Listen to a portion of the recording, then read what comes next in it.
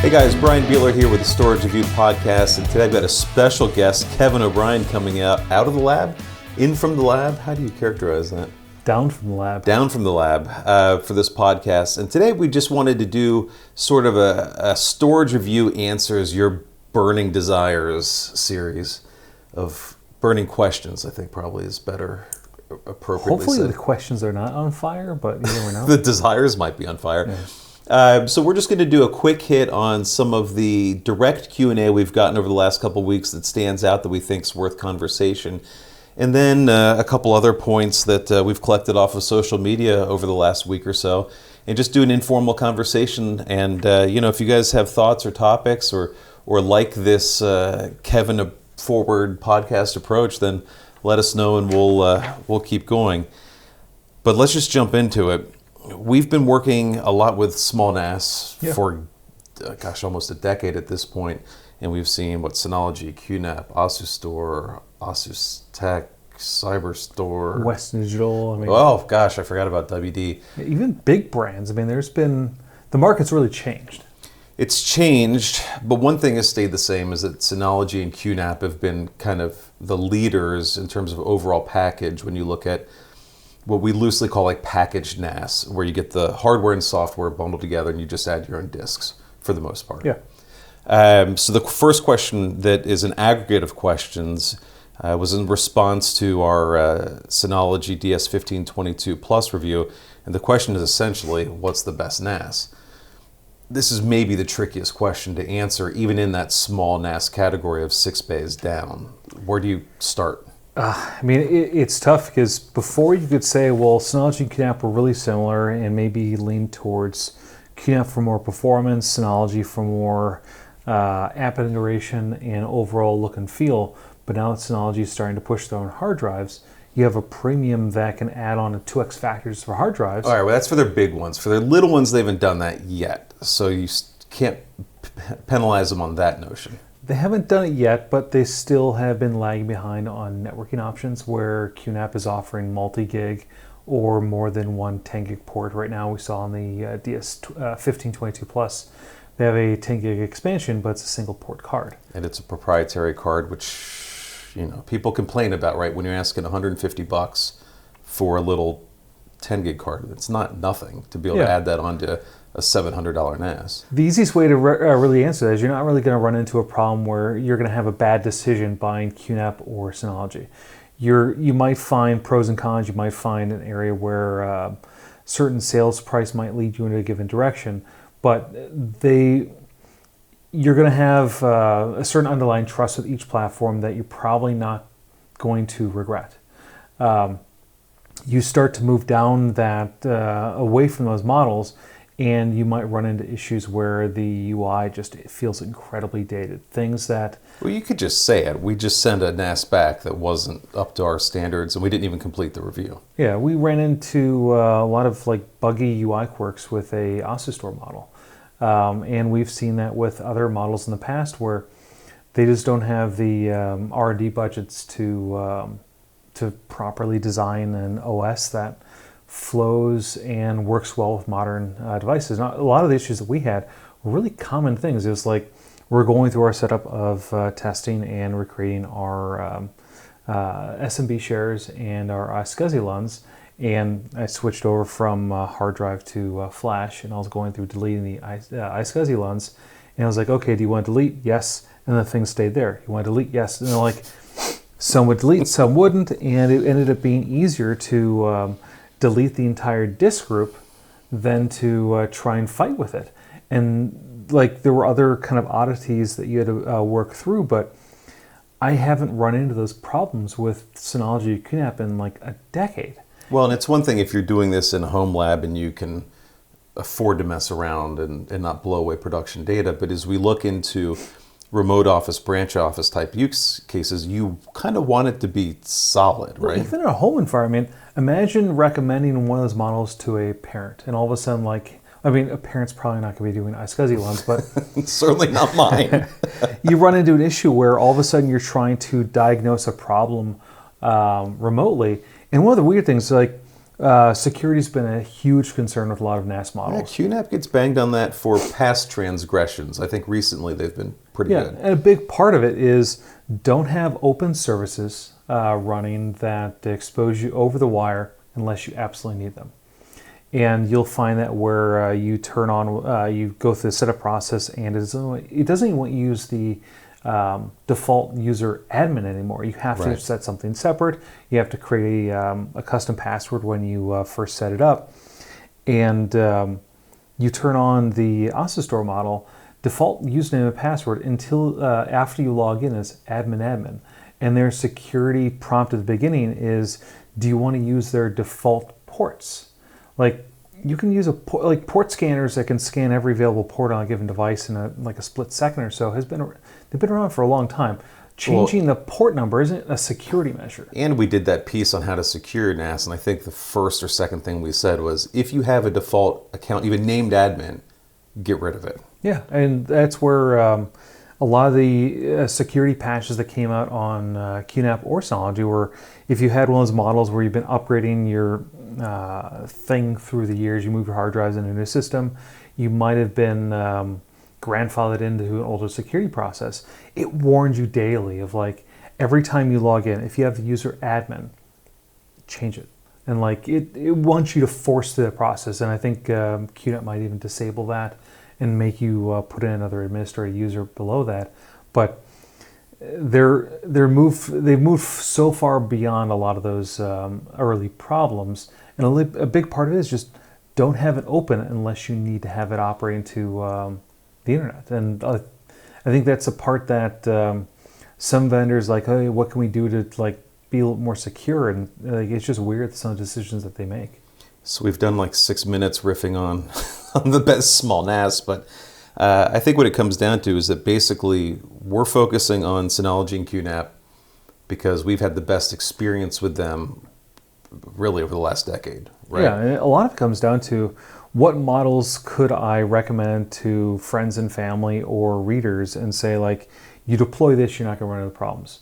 And I've been around the QNAP and Synology ecosystem long enough where either one, outside of maybe going for a one-bay model that's like severely underpowered for a specific use case, you're not going to find massive problems. You go to other models, and even we've seen with certain large vendors like WD, they enter the space And then leave. Yeah, and you're left with certain models where if it's up and running, you're left with security flaws that you either disconnect entirely from the internet or you move on to something else. Right. So That's a good point. So Synology and QNAP aren't going anywhere unless they were to conceivably go under, because it is their only product, right? So they've got to keep going. At a real high level, from my view, I like QNAP for hardware innovation. They're doing a lot with NVMe. They're doing multi-gig, as you said. They're less apt to make you take away something to get something. So we've seen a lot of times in small NAS where if you want SSD caching, it's on a card, and if it's on a card, there's one slot. You can either have 10 gig or caching, but not both. And we're still seeing that with models today. QNAP's got a lot of innovation in software. It's just different, a little bit different than DSM. On the Synology side, we like their DSM.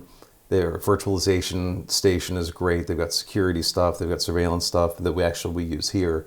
That's really great, but they tend to lag on the hardware side. So their NVMe story is not good, and their multi-gig story is not good either. yeah, it's the prosumer use cases that we generally have issues with Synology. I mean, with a QNAP model or even the AutoStore model, you fire the thing up with NVMe flash, and you can use that for a straight flash volume. You can't do that on a Synology. It's cache only, It's right? cache only. So the big problem with that is you're not able to have additive capacity with flash.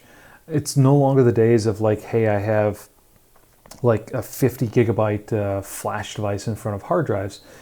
A lot of people, they're buying flash as their primary storage mechanism. I want to have everything operating on flash. I don't want to have that hard drive. Or maybe I want to have hard drives for my photos and movies and stuff like that, and like applications on flash. You don't have that option unless you use SATA. You can't do that with NVMe. So there's some areas there where I think Synology could really improve those items, and then you run into the thing of like, well, why don't you want to support multi-gig, or why do we have models that are premium models that just have 1 gig by default? It's just kind of odd decisions. All right, so it depends on what you want and how advanced you are, right? Because we like QNAP and Synology for the package stuff. If you're fancy and want to roll your own and have full features functionality, then TrueNAS probably is the better way to go. All right, we spent a lot of time making videos about caddies in the last week or so. One of our, I can't use the username, one of our TikTok followers was more or less just, why don't servers add an eject button and get off the caddy system? Caddies, everyone hates caddies. All the replies in those videos were caddies suck, caddies suck, caddies suck. I think, well, a big part of it is you have, if you look at some of our older enterprise hardware, you'll find a particular OEM that will make all the given models, and if you don't have that front cover on, you could probably have like-for-like similarities and use the same caddy in a lot of systems. But most vendors, their chassis aren't made with a standard size. You'll have some vendors that will fit 24 2.5-inch hard drives or SSDs on the front. Some will go 25. The heights will be just a little bit different. There's a big mix of how vendors will operate hardware, and then you go into a large-scale enterprise, and the difference between SATA and SAS could be you have a 1-inch long interposer that fits in front of that helps the thing communicate for dual channel across multiple controllers, maybe with a SATA device, that you wouldn't necessarily find with server.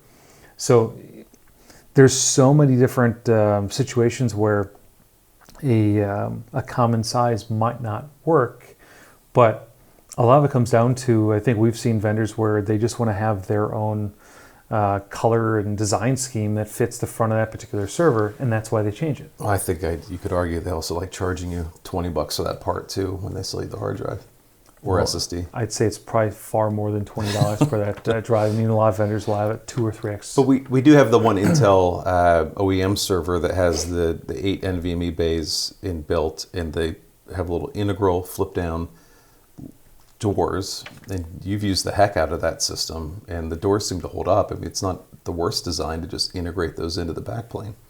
Yeah, I mean, that design I think works well, although you probably have in that system, it's an Intel branded system. Mm-hmm. They probably don't care what drives you're using because they touch SATA and NVMe, and as long as it's 15 mil though. Have you tried to put any of the 7 mil drives in there? Well, they have a little adapter for that. It's kind of like a little cage that clips onto it that gives a little more space to fit into it.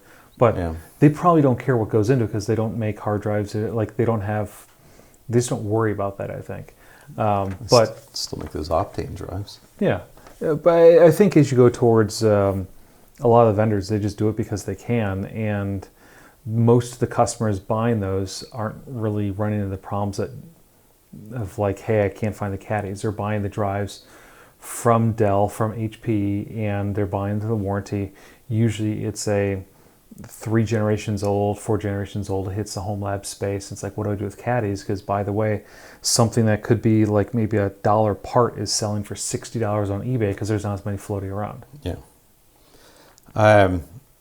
Another user on TikTok, we got asked about if we could give people advice on networking, and my reply was along the lines of, if you saw our networking, you wouldn't be asking for advice. And in the comments for that, it was spirited conversation with about half of our audience understanding what we do and why we tend to be a little sloppy on networking.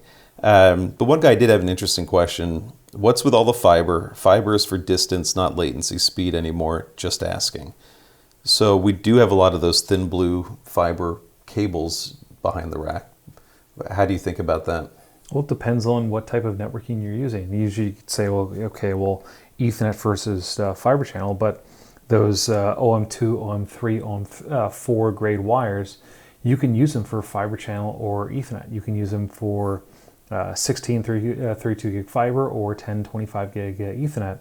And a big part, if you're running 100 different cables, the loom diameter on short reach copper is going to be a heck of a lot. Cable bundle at that point, right? Yeah, and for enterprise switching in general, a lot of it comes down to where the cost is coming into the ecosystem.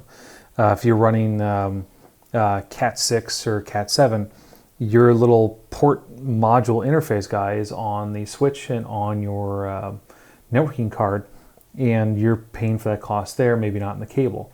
For an enterprise switch, you're probably paying for it in the transceiver on either side, or if you have short reach copper, it's that transceiver built into the cord itself. So it depends on how you're leveraging it.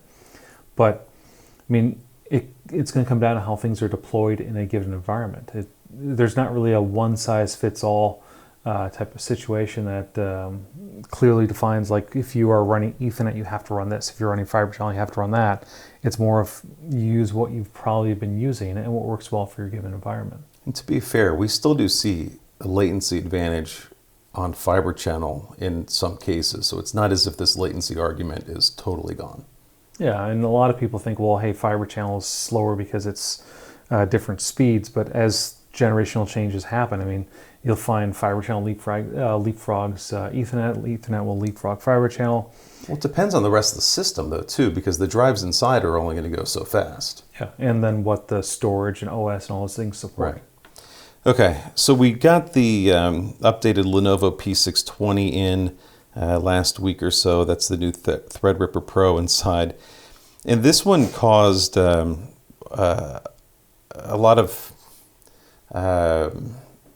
polarization of our audience, of people. Yeah, I remember this. It was why don't you just build it? Yeah, they're going build your own. And then this guy, Hardware Plug on Instagram, said, I don't like the fans on the DRAM, which... okay, that's fine. The DIY is better. I attributed that to many.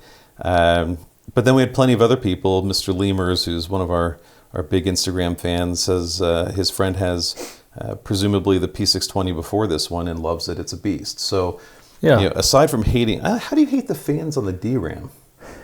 I suppose it might limit clearances, but I mean, honestly, a lot of these systems... This is a workstation, though. We're not gaming on it and trying to run LEDs and liquid cooling in this one, or not yet, anyway. It depends on the environment that they're being pushed into. And going on the first part of Build Your Own, when we first reviewed the first generation P620, we also had the comparable Supermicro at the time, which that chassis and motherboard you could buy your own and kind of roll your own platform. For roughly the equivalent parts that could fit inside of it, that Supermicro chassis was like 30% larger than the P620. And it was also louder. And performance ranges were around the same. That one had, I think might have had liquid cooling for, I'm not sure if it was liquid cooling or had just a ton of fans, but they both operated under the same performance limits. And the smaller Lenovo was quieter, and you tend to find that with a lot of the OEM systems. Maybe you can't put in every single part you wish you could do from the aftermarket area, but look, if you're a data scientist or you have a family of people that are doing rendering for your movies or whatever, like, you want to buy something off the shelf that's same parts across the board. At a certain point, tweaking the thing is not the point. Having a reliable system with, by the way, field service on the warranty and things like that is more the point.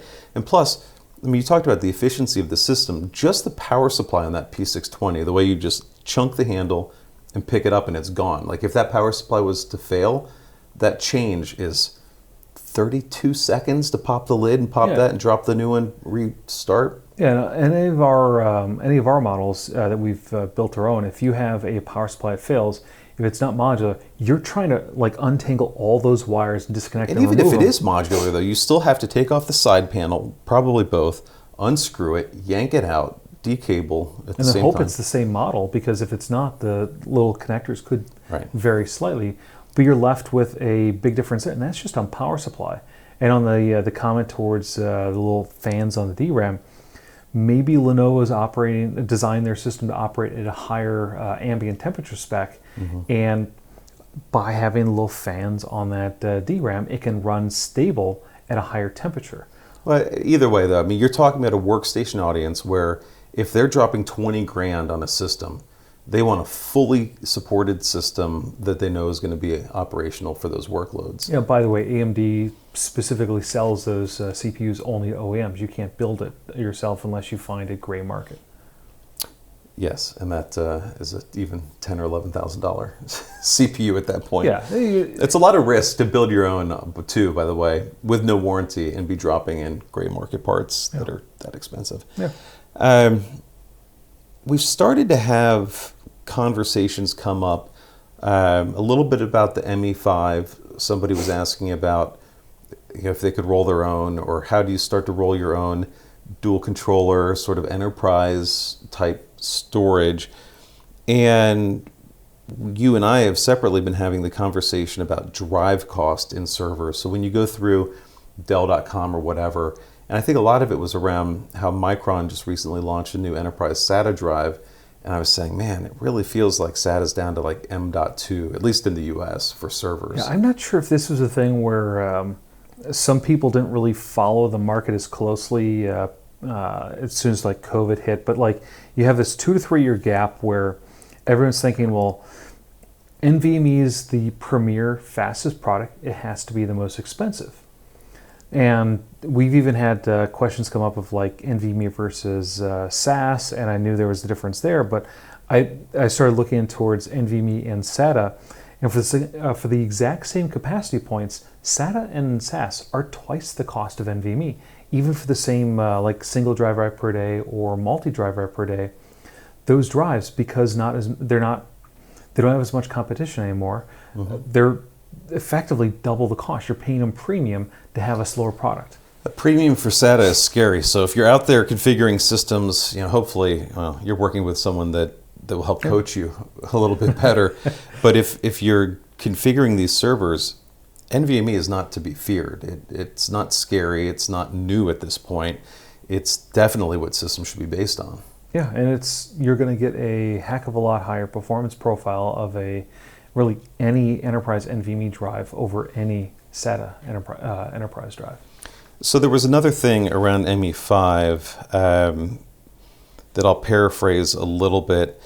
The question was basically around thinking about storage at branch offices and trying to figure out what to do there. And actually we started at NAS because that's a pretty common answer, but for larger groups, so maybe not a group of 5 or 10 accountants, but maybe a couple hundred, or a big law office where you need storage that's more available. So you want to go to something that's HA, something that's a little bit more robust. What does that market look like to you in the sort of lower end of the SMB scale? This market's been interesting, and actually I think the turning point was a number of years ago when Synology came out with their first dual controller NAS. At the same time, I think it was VNXE 3200 or something. Oh, yeah. Old EMC. Yeah, and then there was like the SE 5020 from Dell, while they're still separate companies. And the equivalent model at the same capacity on Synology was encroaching at the same price range as what Dell or EMC was offering. And even I think HP had a competing product at the time that kind of played in that like $20,000-$25,000 space. So you're left with do you want to go with Synology and maybe they have the same warranty terms, but maybe probably not 4-hour turnaround or things like that, or do you want to go with an enterprise vendor that's now pushing really low on their entry pricing? And we still see that. So as we're talking about like, hey, we've seen Synology and QNAP really mature on their NAS side, we've still seen this pressure at that 20,000 mark where they're trying to push up at the same time as a Dell or a NetApp are pushing down in that price spectrum. And you're finding like sub $20,000 models. I mean, ME5, granted, it's only 2 hard drives, but it starts at 12 grand. Yeah, and then there's C190 from NetApp's another one. Yeah, Dell's offering is going to be HA, but it's going to be block only. And HPE has a similar model on that same chassis. Well, the other thing that Well, they do. They've got that, but they also have GreenLake now, and a lot of people are scared of GreenLake because it sounds big and expensive.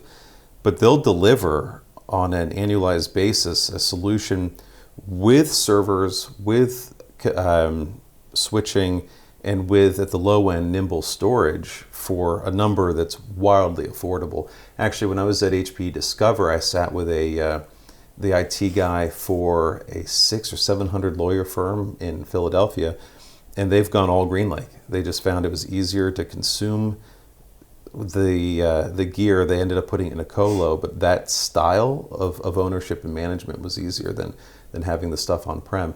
So just adding to what you're saying about the number of units available in that entry price band, the cost associated with the as a service model may also be appealing. Yeah, and you're probably going to find more people that know how to leverage and optimize ME5, or you're going to like low-end net or entry NetApp on ONTAP, how to provision that in an enterprise space versus how to provision Synology or QNAP in an enterprise space. It's just, you're going to run into issues of, not that you can't do it, but you're probably going to find more resources on the bigger vendors out there than you will on the smaller vendors. More resources, more data services, more reliability, more everything, right? Yeah, and that's just the tough thing. I mean, if there was a price gap on there, you could say, well, you're going to have a large savings on one end, but that price gap hasn't really existed. Even as you start to move up those models, we were looking at the price ranges. I mean, we were looking, because we've known and played around with the NetApp side. The C190, that is still an incredibly competitive platform, and it offers data reduction. And you could be on all flash C190. I think they even do their licenses as like an It's all bundled. Yeah. And then you can go to the A250 for NVMe. But you're competing against solutions that offer data reduction to get around the raw capacity offered, and they're doing data reduction with no impact to performance. A lot of other vendors can't say that, especially when you're in that lower enterprise space. Even a TrueNAS or any of those guys that play in that area, you can get data reduction, but doing it without a performance impact is incredibly tough. And that's just storage. I mean, there's also, in that price band, you got to be looking at HCI. So Azure Stack's a player there through Daton or other resellers. vSAN's potentially, depending on budget, a player there. We had a call with these Verge IO guys, which were somewhat new to us. There's a lot of software-defined guys out there that are interesting. So once you start, in my mind, once you start looking at a total spend for storage that's over about 10 grand, maybe 10 to 15, that's really when you need to be seriously thinking about these enterprise-grade solutions that will bring you much more reliability, stability, and capability in that package versus continuing to scale up through the NAS investment. Yeah. Okay. Last question. This one's from me. Why are there so many batteries in the office and portable power station reviews on the website? So I love power, I love batteries. And the portable power stations have been popping up in the market. I think some of it might just be the cost of lithium-ion cells has dropped enough that you can start putting them in more things, and it's not as expensive as it once used to be. But right now, I mean, you have power grid issues in Texas. You have power grid issues in California. Like, the items are coming up more often, and a lot of these power station devices, which are generally geared towards someone that might live off-grid or operate out of a RV or something like that. Van down by the river. Yeah. That's not always the case with these, and the capabilities of a lot of these more premier units are really impressive. You have EcoFlow and others where you can operate the thing as a UPS, and you can have your IT services kind of flow through it.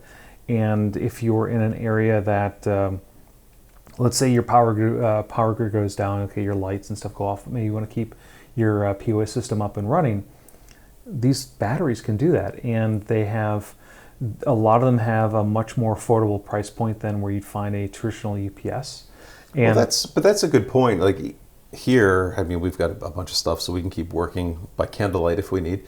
But if you're a small retailer or even a large retailer, maybe you've got infrastructure, but rather than to tell your customers you can't shop during, because we've had some summer storm that's taken the power out, being able to keep at least your POS online and your core system so you can check people out is relevant. Yeah, and maybe your camper isn't a camper, but it's a food truck, and you're operating remotely anyways, and now you operate in a state that is starting to push you away from running generators or something like that. You're more reliant on batteries. Mm-hmm. And this is an area where I think we're starting to see a lot of competitors. I mean, the amount of outreach we have on companies that just want to look at the different products, and everyone's been focusing on things, and some will focus on small scale going up, others will primarily position themselves on like really large solutions that could power the bulk of an office or house as their entry offering. All of these different models are kind of positioned towards the home or off grid, but the use cases on them for a small office or an IT environment is just kind of interesting to us, because it's a lot of power. It keeps your systems up and running, and you probably have more budget available to, like, hey, every hour I'm down, I'm missing out on this amount of sales. It makes business sense to invest in one of these things. Sure.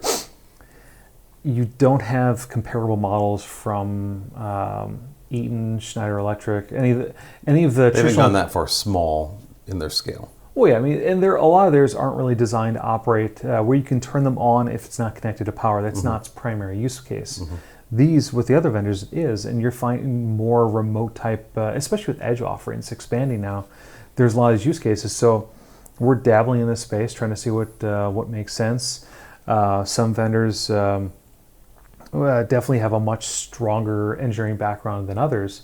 And I think that's one of the cool things that we've seen going through our little models of like scaling up from really small things now onto larger ones. We're seeing how they can play more into a traditional IT model versus just hey, I need to spin up some notebooks and stuff off like in the woods somewhere on site. Now it's really can I operate remotely with limited spotty power connection. Mm-hmm. You can do that now, and that's kind of where we're focusing on these power things as they come. And for a couple hours too. It's not just 8 to 10 minutes of hold up anymore. Well, and that's where I think this gets really impressive on the battery, like the density of these batteries. You have certain models where our big 12 kilowatt models in the lab right now. I think moderately loaded, they'll give maybe 15 to 30 minutes of runtime. You scale that down on the lithium ion side, and you have things where you're moderately loading them and they have like 3-4 hours of runtime. Right. Or those models that like, hey, you can charge your Tesla or your electric car off of them. I mean, there's just a lot of crazy things that these guys are doing, and the engineering that's going into them that we just haven't seen on the UPS space, because one's more here it fits in a data center, and this is more of a here's it fitting into a more modern changing world. All right, well, there's the battery question. So if you like this format, let us know. We'll keep it up. If we don't hear from you, then we'll just quietly shoot this thing in the back of the barn. But we're always open to your questions. We try to answer seriously every single question we can on social media. You can also hit us at info@storagereview.com to submit your very own question, and we'll be happy to help. Thanks for tuning in.